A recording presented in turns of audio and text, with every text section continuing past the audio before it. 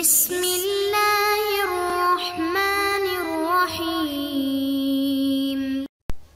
السلام علیکم محترم سامعین اور عزیز طلبہ کرام، امید کرتا ہوں کہ آپ تمام احباب خیر و عافیت سے ہوں گے۔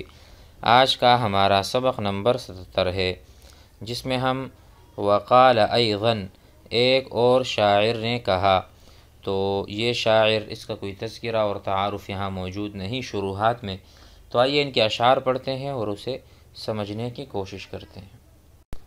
وقال ایضاً لست بمولى سوءة ادعى لها فإن لسوءات الأمور مواليا ولن يجد الناس الصديق ولا العدا أديمي إذا عدوا أديمي واهيا وإن نجاري يا ابن غنم مخالف نجار اللئام فابغني من ورائيا وسيان عندي أن أموت وأن أرى كبعض الرجال يوطنون المخازي ولست بهياب لمن لا يهابني ولست أرى للمرء ما لا يرى لي إذا المرء لم يحببك إلا تكرها عراض العلوق لم يكن ذاك باقيا۔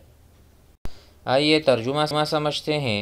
شاعر کہتے ہیں لستو، میں نہیں ہوں، لستو بمولا سوءۃ، میں برائی والا نہیں ہوں اور میں برے کام نہیں کرتا۔ مولا کا ترجمہ ہم کریں گے صاحب، لست بصاحب السوء، برے فعل والا میں نہیں ہوں، صاحب برائی میں نہیں ہوں۔ لست، جس طرح میں کہتا ہوں لست طالبا، میں طالب علم نہیں ہوں۔ لست عاملا، میں کام کرنے والا نہیں ہوں۔ لست طبیبا۔ اچھا، ادعا لہا ای انسب الیہا، میری نسبت کی جاتی ہے، لہا ای لسوءہ، سوءہ برے کام کو، برائی کو کہتے ہیں۔ ادعا لہا انسب الیہا، میری نسبت اس کی طرف کی جاتی ہے، حالانکہ میں برائی والا نہیں۔ فإن لسوءات الامور موالیا، کیونکہ برائی والے لوگ اور بھی ہیں، سو برے کاموں کے لیے دوسرے لوگ ہیں۔ سوءات جمع سوءہ کا ہے، تو بہت سارے برائیوں کے لیے، الامور ایسے کاموں کے لیے، موالیا ای رجالا آخرون اور لوگ ہیں۔ آگے کہتے ہیں وَلَن يَجِدَ النَّاسُ، اور لوگ ہرگز نہیں پائیں گے، الصدیق ولا العدا، چاہے وہ دوست ہوں یا دشمن ہوں، نہ میرے دوست پائیں گے اور نہ میرے دشمن پائیں گے۔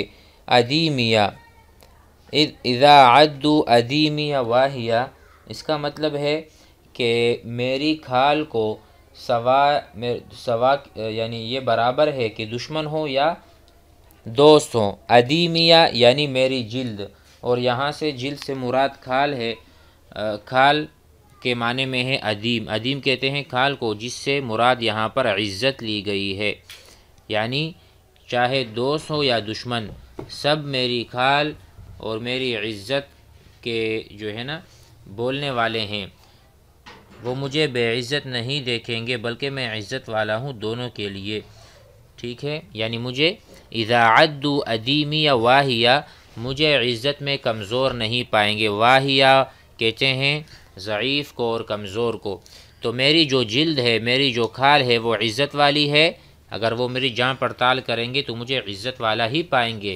سواء دوست ہو یا دشمن، دونوں۔ وَإِنَّ نِجَارِي يَا ابْنَ غَنْمٍ مُخَالِفٌ، یہاں کہتے ہیں اے ابن غنم، ابن غنم کسی کو اشارہ کہ بلا شبہ میری اصل کمینے لوگوں کی اصل سے مختلف ہے۔ وَإِنَّ نِجَارِي، نیچے لکھا ہوا ہے وَإِنَّ أَصْلِي، میری اصلیت، وَإِنَّ أَصْلِي يَا ابْنَ غَنْمٍ مُخَالِفٌ، اے ابن غنم مخالف، بالکل مختلف ہے، نجار اللئام، برے لوگوں کی اصلیت سے۔ نجار یہاں پر اصل کے معنی میں ہے، تو یہاں پر نجار اللئام، کمینوں کی طرح میری، یعنی میں کمینہ نہیں ہوں، نہ اس کے مشابہ ہوں، ٹھیک ہے۔ فابغنی من ورائیہ، تو کہتے ہیں کہ میں لوگوں کی طرح نہیں ہوں، چنانچہ تو میرے پس پشت غیر حاضری میں لوگوں سے پوچھ، تو میری خوبی ظاہر ہو جائے گی۔ فابغنی ای فطلبنی، فابغنی مجھے طلب کرو، من ورائیا الذین ورائی، جو میرے پیچھے ہیں، میرے پس پشت ہیں، ان سے میرے متعلق پوچھیں تو وہ بتائیں گے کہ میں کمینہ یا ان کی طرح بالکل بھی نہیں۔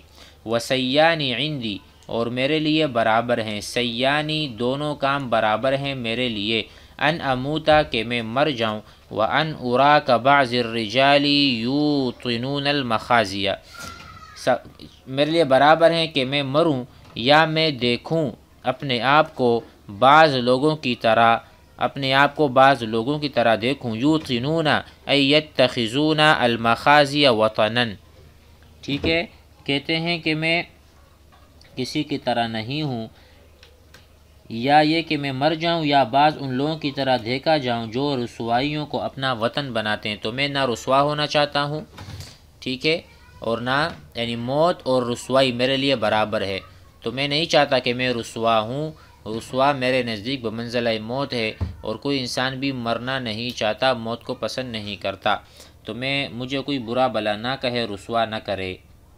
وَلَسْتُ بِحَيَّابٍ لِمَنْ لَا يَهَابُنِي، اور میں ان سے نہیں ڈرتا جو مجھ سے نہ ڈرے۔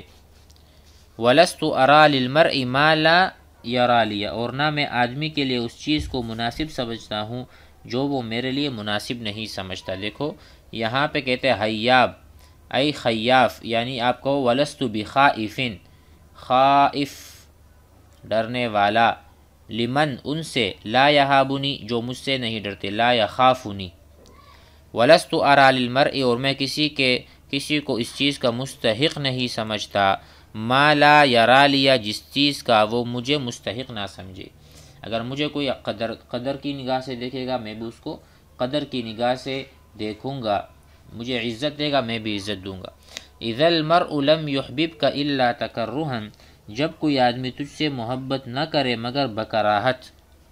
عراض العلوق لم یکن ذاک باقیہ، تو کہتے ہیں اور تیرے ساتھ ایسا پیش آئے جیسے علوق اونٹنی پیش آتی ہے، تو ایسی محبت باقی نہیں رہتی۔ علوق کسے کہتے ہیں؟ اس اونٹنی کو کہتے ہیں جو دوسری اونٹنی کے بچے کو اپنے ساتھ مانوس کر لیتی ہے، جب وہ بچہ اس سے دودھ پینے لگتا ہے تو یہ اونٹنی اس کو مار بگا لیتی ہے۔ ایسی اونٹنی کی محبت اس بچے کے ساتھ نہ پائیدار ہوتی ہے اور نہ خالص۔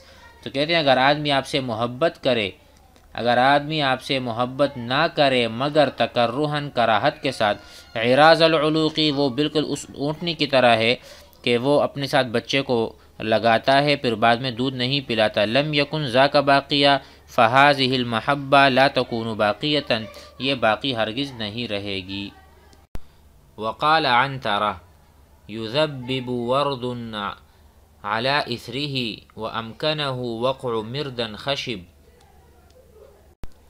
تتابع لا يبتغي غيره بأبيض كالقبس الملتهب، فمن يك في قتله يمتري فإن أبا نوفل قد شجب، وغادرن النضلة في معركة يجر الأسنة كالمحتطب۔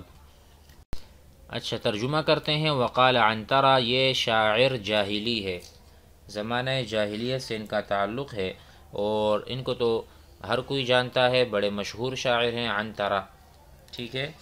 تو یہ جو اشعار ہیں اس کا پس منظر کچھ یوں ہے کہ ورد بن حابس، یہاں پر جو نام آ رہا ہے ورد یا ورد بن حابس نے نزلہ، ٹھیک ہے، نزلہ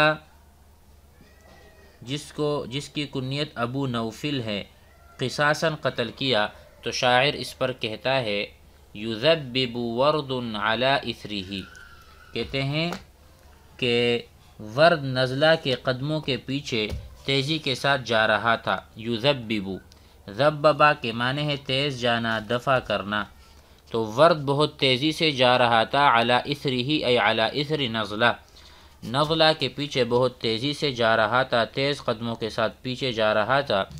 وَأَمْكَنَهُ وَقْعُ مِرْدًا خَشِبٍ، اور تیز تلوار کی چوٹ نے اس کو نزلہ پر قادر کر دیا، تو ورد نے نزلہ پر قابو پا لیا۔ یہاں پر ایک چیز ہے مردن کا ترجمہ ہوگا موٹی کردری تلوار، ٹھیک ہے۔ تو کہتے ہیں وَأَمْكَنَهُ، تو اس نے تمکن پا لیا، قدرت پا لیا، وقع مردن، یعنی ایسی تلوار جو بہت کھردری تھی۔ خشب کا ترجمہ ہوگا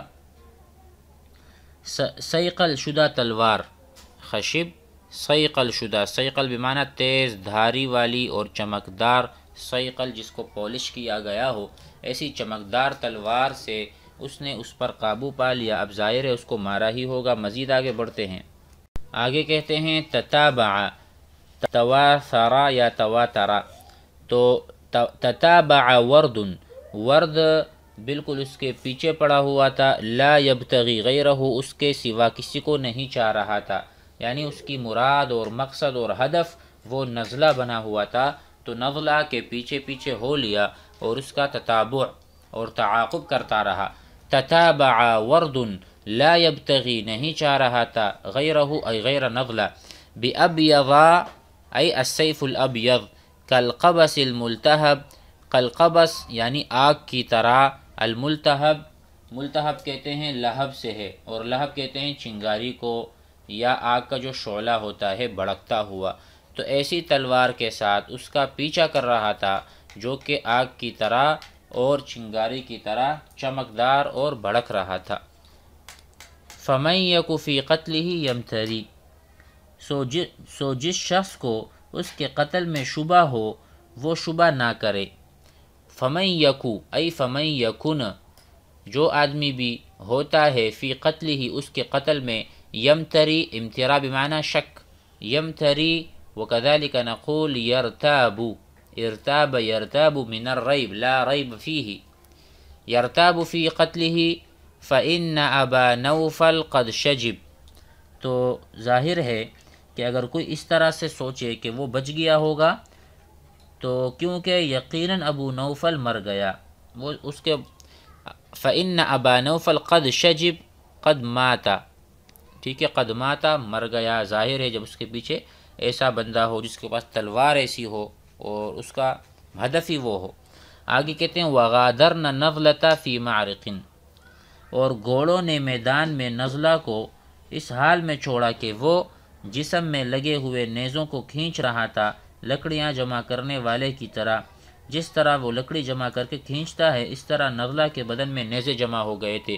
وغادرنا الخیل، الخیل معنی گھوڑے، غادرنا گھوڑوں نے چھوڑ دیا تھا نزلہ کو اکیلے، فی معرکن ایک میدان میں جہاں پر معرکہ اور جنگ ہوئی تھی، یجرو وہ نزلہ کھینچ رہا تھا، نکال رہا تھا، الاسنہ، الاسنہ کہتے ہیں نیزوں کو، تو وہ نیزوں کو کھینچ رہا تھا، جر یجرو کھینچنا، کالمحتطبی جیسا کہ کوئی آدمی لکڑی چن رہا ہو، اپنے جسم میں سے نیزے نکال رہا تھا۔ تو یہ عنترہ کے اشعار تھے جو کہ بہت زبردست اور بہت بلیغ اور فصیح تھے۔ امید ہے سبق سمجھ میں آ گیا ہوگا۔ والسلام علیکم۔